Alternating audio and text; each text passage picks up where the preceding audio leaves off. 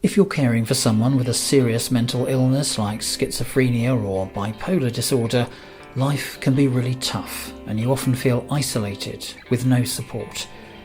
Healthwatch Norfolk was asked by the Norfolk and Suffolk Foundation Trust to speak to people who were facing this tough situation to find out what they needed when it came to support and information.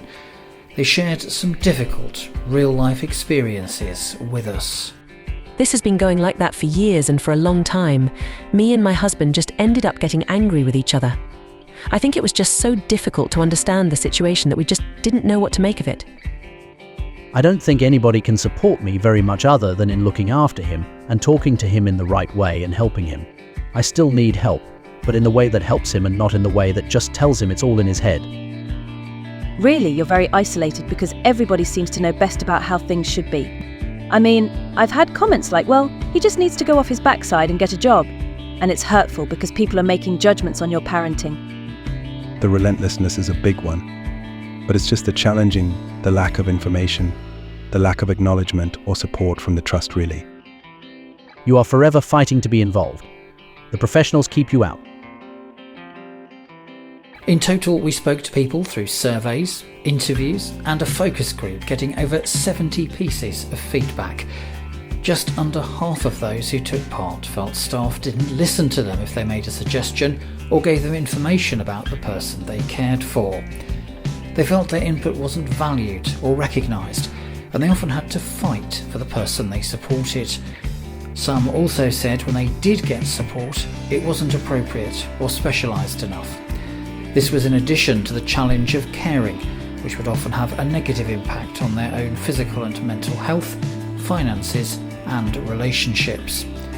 The majority of those taking part were also keen to have more information about medication and its side effects and resources which could help them. Based on what we heard, we're making the following recommendations. More staff training to ensure there's more involvement and support for carers and they feel involved. Increase communication and information for carers of adults with SMI. And explore the possibility of carer groups or forums in each part of the Norfolk and Suffolk Foundation Trust which works with adults with SMI, and see if carer champions could also be employed.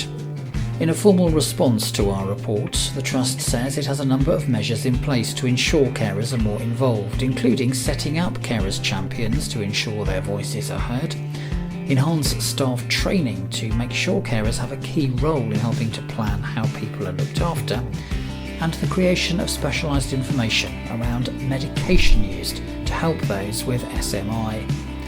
You can read the full report here. We'll follow our recommendations up with NSFT to try and ensure there is help and support, so carers don't feel like this. If my sister's mental health deteriorates, there is dementia in the family, and we don't get support, maybe I'll just walk away, and then somebody else will have to do it. So I think sometimes they need to look after carers and give us respect.